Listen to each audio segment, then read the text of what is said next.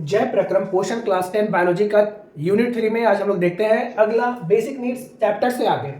तो हम लोग देखते हैं लाइफ प्रोसेस। लाइफ प्रोसेस का मतलब क्या होगा कि जीवन में जो भी प्रक्रियाएं होती हैं वो सारी प्रक्रियाएं लाइफ प्रोसेस कहलाते हैं। और लाइफ प्रोसेस के लिए क्या बेसिक नीड्स होगी, आवश्यकताएं क्या होंगी, मतलब हर एक कार्य के लिए कुछ आवश्यकता होती है, उसी के आधार पर जीव जंतु एनवायरमेंट में एडजस्ट करते हैं। तो दो चीजें हैं पोषण के अंतर्गत में जो आवश्यकता की बात करेंगे, बेसिक नीड्स। इसको दो कैटेगरी में बांटा गया, दो भागों में बांटा गया कि जो पोषण है उसका प्रोसेस, जीवन का जो लाइफ प्रोसेस होगा किस पर कार्य करेगा। तो पहला क्या हो गया कि सभी जीव पोषण करते हैं, उसमें उपापचय क्रिया होती है।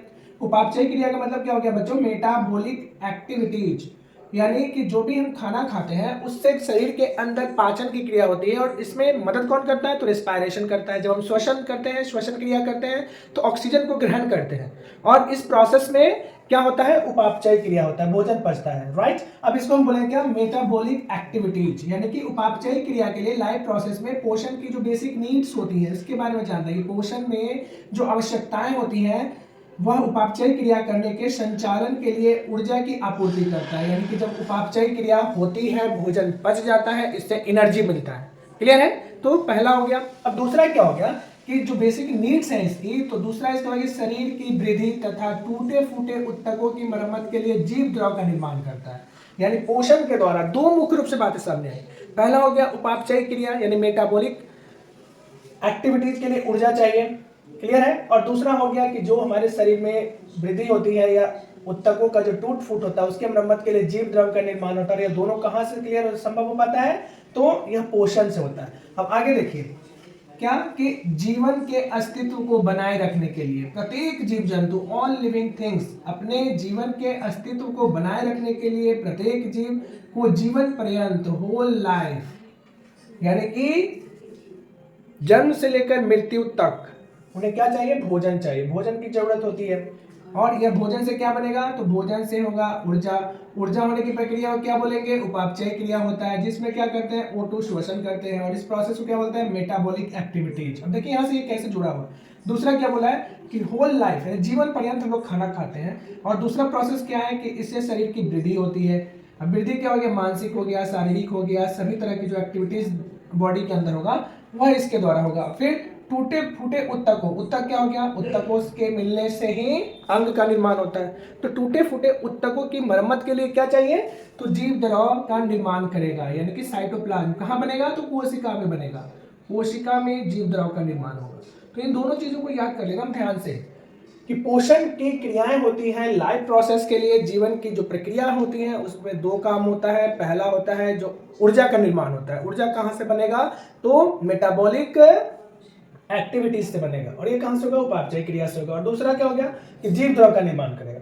तो यहाँ हम लोग पॉइंट लिखेंगे कि जीवन के अस्तित्व मतलब लाइफ का सस्टेन करने के लिए, आधार बनाए रखने के लिए प्रत्येक जीव जीवन पर्यंत भोजन करता है।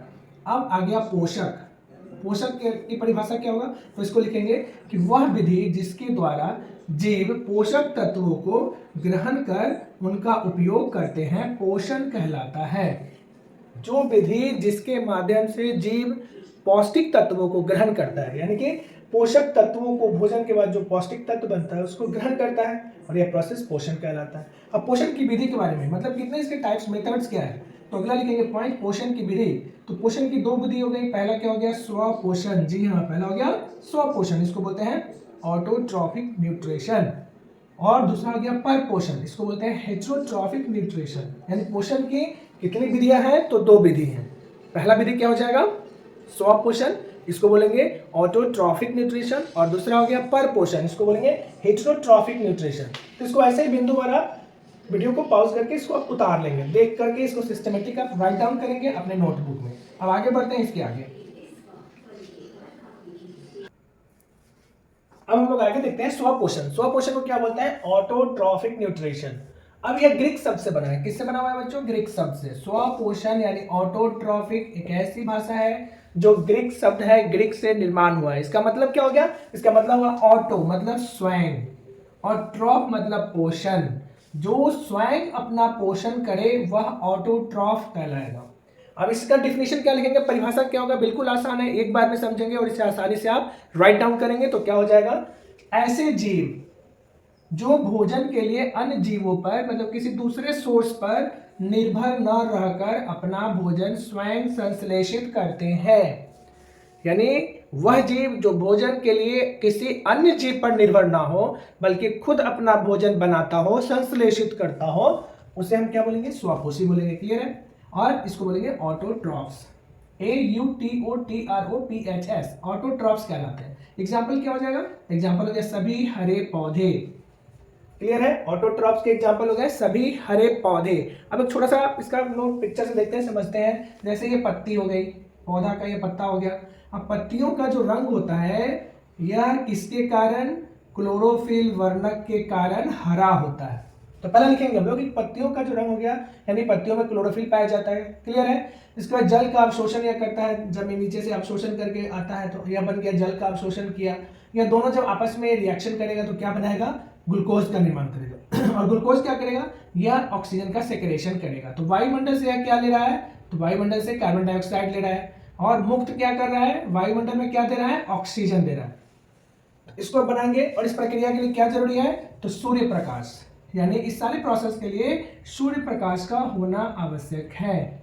ये हो गया सूर्य और यहां से आएगा प्रकाश, सनलाइट, यानी सूर्य प्रकाश से हरे पौधे अपना भोजन निर्माण करता है, जिसमें पौधे में पाया जाने वाला हरा वर्णक जो क्लोरोप्लास्ट होता है, क्लोरोफिल होता है, जिसके कारण पत्तियों का रंग क्या होता है? हरा होता है। तो इस पॉइंट को नोट डाउन करेंगे कि पौधे के विभिन्न भाग में बना हुआ यह ग्लूकोज, इसको क्या बोलेंगे? C6H12O6 ग्लूकोज का आणविक रासायनिक सूत्र हो गया। तो यह बनाकर पौधों के विभिन्न भाग में भेजता है। अगला पॉइंट क्या हो गया? पत्तियों में क्लोरोप्लास्ट पाया जाता है और क्लोरोफिल, इसी क्लोरोप्लास्ट की उपस्थिति के कारण पत्तियों का रंग क्या होता है? हरा होता है। ऑब्जेक्टिव में भी आता है और कॉम्पिटिटिव एग्जाम में भी आता है। याद रखेंगे इसको कि यह पत्ती का पूरा प्रोसेस हो गया और क्लोरोप्लास्ट के कारण ही पत्तियों का रंग हरा होता है। उम्मीद करते हैं कि सारा प्रोसेस जो आपको आसानी से समझ में आ गया होगा। आगे देखते हैं।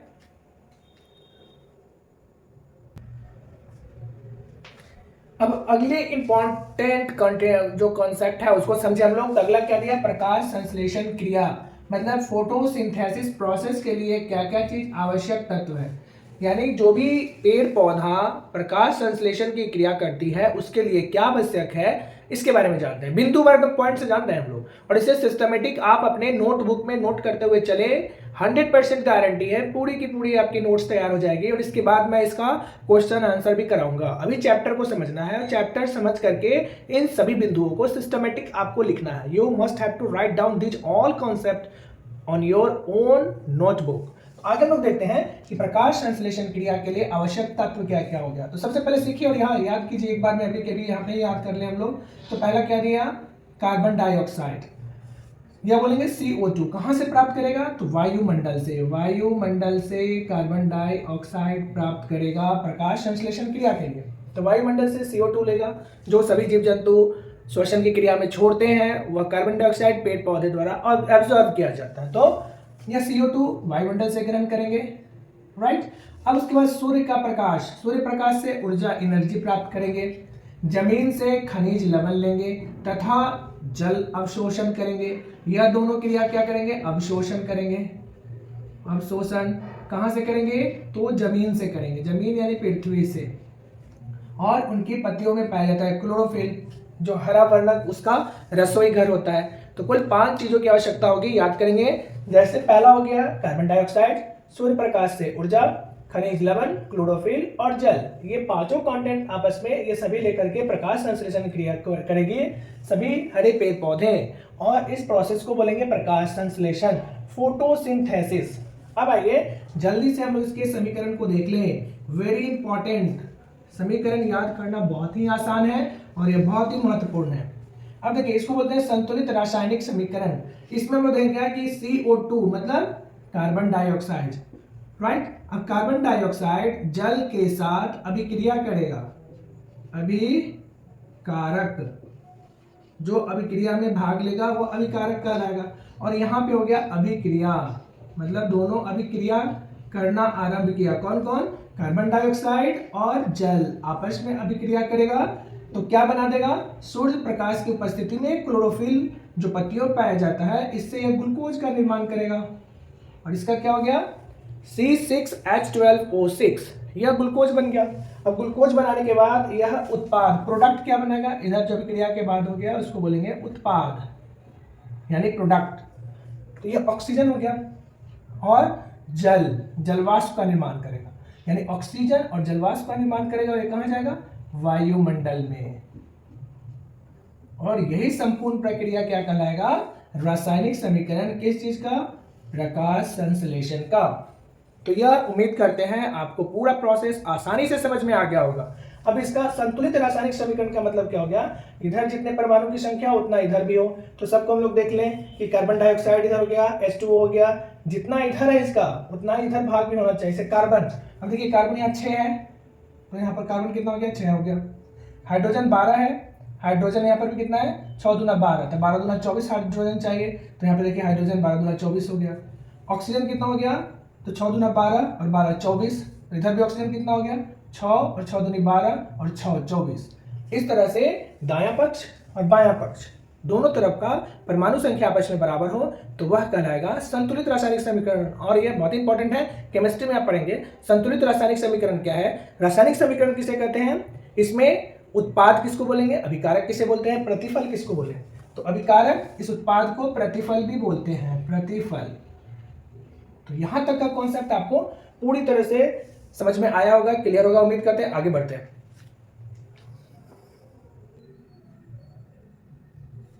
अब हम लोग देखें परपोषण। स्वपोषण की पूरी प्रक्रिया को हम समझ चुके हैं कि स्वपोषण होता क्या है। अब स्वपोषण के बाद दूसरा जो हो गया वह कहलाएगा परपोषण। और परपोषण की डिफिनेशन को हम लोग देखते हैं कि परपोषण क्या होता है। इसे कॉन्सेप्ट को एक बार में दिमाग में बैठाइए, देखिए क्या होता है परपोषण। परपोषण को बोलते हैं हेट्रोट्रॉफिक न्यूट्रिशन। क्या बोलेंगे इसको, हेट्रोट्रॉफिक न्यूट्रिशन। और इसमें क्या हो गया कि यह भी ग्रीक शब्द से बना है। किससे बना है बच्चों, ग्रीक शब्द से। तो ग्रीक शब्द क्या हो गया कि पहला हो गया हेट्रो, HETERO, हेट्रो। हेट्रो का मतलब हो गया भिन्न, डिफरेंट, अलग, यानी कि जो विषम हो गया या फिर भिन्न हो गया। तो यह हो गया हेट्रो। और दूसरा हो गया ट्रॉफ। ट्रॉफ का मतलब समझ चुके हैं पोषण, जो स्वपोषण की प्रक्रिया से भिन्न या विषम दूसरे प्रकार से पोषण की क्रिया करे उसे हेट्रोट्रॉफिक बोलेंगे। आइए डिफिनेशन देखते हैं क्या है कि परपोषण वह प्रक्रिया है जिसमें जीव अपना भोजन किसी न किसी रूप में अन्य स्रोत से, यानी स्वयं न बना करके अन्य स्रोत से प्राप्त करते हैं। क्लियर कॉन्सेप्ट है कि परपोषण वह प्रक्रिया है जिसमें जीव अपना भोजन स्वयं न बनाकर किसी न किसी रूप में अन्य स्रोत से ग्रहण करता है। क्लियर। अब यहाँ पे देखिए, यह स्वयं खुद से अपना भोजन संश्लेषित नहीं करता है। दूसरा बिंदु हो गया, इसको सिस्टमेटिक ऐसे अरेंजमेंट से उतारते चले। और तीसरा क्या दिया कि परपोषण क्रिया जो होती है उसमें जटिल कार्बनिक अणुओं का विभिन्न जैविक क्रिया द्वारा सरल कार्बनिक अणुओं में निम्नीकरण होता है, यानी कि डिग्रेडेशन की क्रिया होती है। यानी जटिल कार्बनिक अणु का विखंडन होगा और यह जैविक क्रिया के द्वारा सरल कार्बनिक अणु में बदल जाएगा, जिसको निम्नीकरण कहते हैं। और यह प्रक्रिया डिग्रेडेशन कर रहा है। तो जटिल बनेगा किसमें, परपोषण में। और सरल कार्बनिक अणु का निर्माण कहाँ होगा, क्लियर है, स्वपोषण में। तो यह आपका हो गया डिफिनेशन। अब इसके बाद परपोषण का प्रकार। तो प्रकार कितने हो गए, तो परपोषण के 3 प्रकार हो गए। पहला क्या हो गया, मृतजीवी पोषण। दूसरा क्या हो गया, परजीवी पोषण। और तीसरा क्या हो गया, प्राणी संपोषण। याद रखेंगे कि पोषण के 3 प्रकार हैं। पहला हो गया मृतजीवी पोषण, इसको क्या बोलते हैं, सेप्रोफाइटिक न्यूट्रिशन। इसका दूसरा हो गया परजीवी पोषण, पैरासाइटिक न्यूट्रिशन। और तीसरा हो गया प्राणी संपोषण, होलोजोइक न्यूट्रिशन। तीनों को याद करेंगे, saprophytic nutrition, parasitic nutrition, holozoic nutrition. यह पोषण की 3 विधियां हो गई, यानी परपोषण की 3 विधियां। यहां तक उम्मीद करते हैं आपको समझ में आया होगा। आज की वीडियो में इतना ही। अगले वीडियो में इसके सारे डेफिनेशन को देखते हुए फिर हम लोग चैप्टर से आगे बढ़ेंगे। और यदि यहाँ वीडियो पर आप नए हैं तो वीडियो को लाइक, सब्सक्राइब, शेयर करना ना भूलें। अपनी प्रतिक्रिया जरूर दें, कैसा लग रहा है आपको, यह सारा जितना भी पढ़ाया जा रहा है आपको समझ में आ रहा है या नहीं आ रहा है, अपनी प्रतिक्रिया जरूर दें। आज की वीडियो में इतना ही। Wish you all the best, take care, bye bye, Jai Hind, thank you.